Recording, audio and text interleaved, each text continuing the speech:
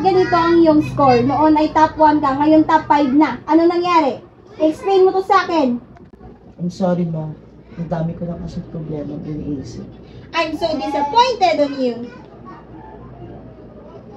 Panginoon, sana bigyan mo ako ng isang senyales. At sana bukas maging okay ng lahat. Maraming salamat po, O Diyos.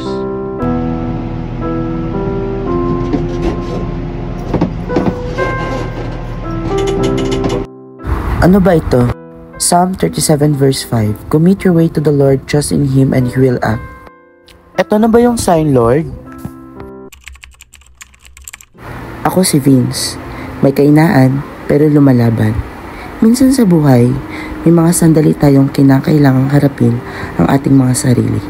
May mga pagsubok na nagpapahirap sa atin, at minsan ay nawawala tayo sa kalituhan at lungkot.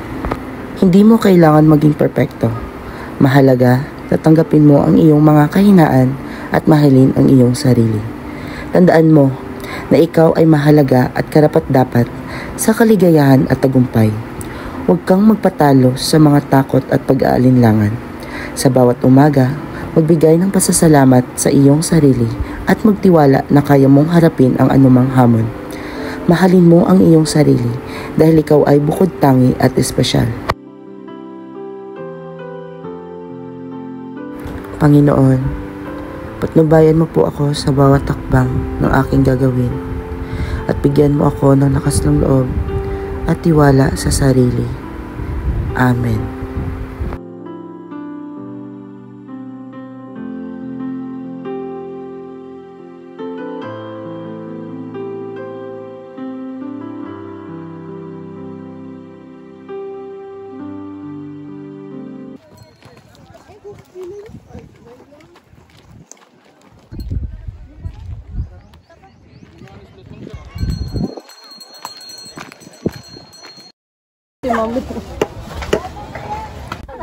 Rose, is that Jaime, right?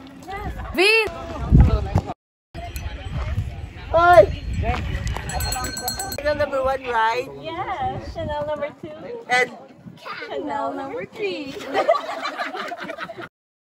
Hey, it's been a while since I've last seen you. How have you been? it's good, but 3 years since I left here, life sucks, especially. Why'd you come here? I've missed this place, my friends, and the foods. Thank you guys, I love you. So, let's go. Let's go!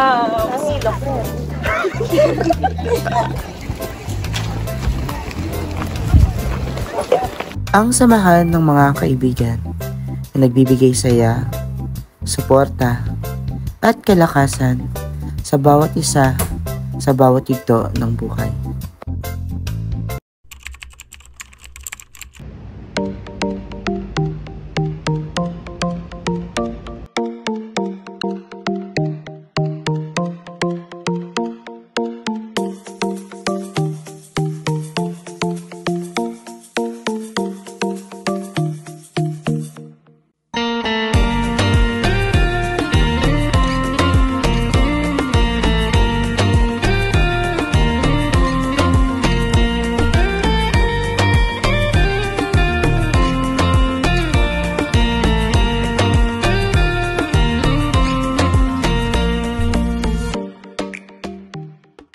Rangkwan? Seryoso?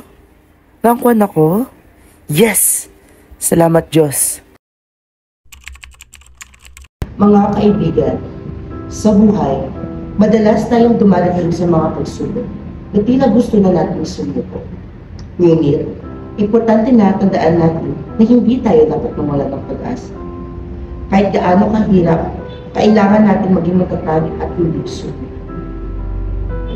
Patuloy tayong mangarap at magtiwala sa ating sarili. As your class valedictorian 2024, salamat sa inyong pakikinig. Sana'y magkaroon kayo ng magandang araw. Maraming salamat.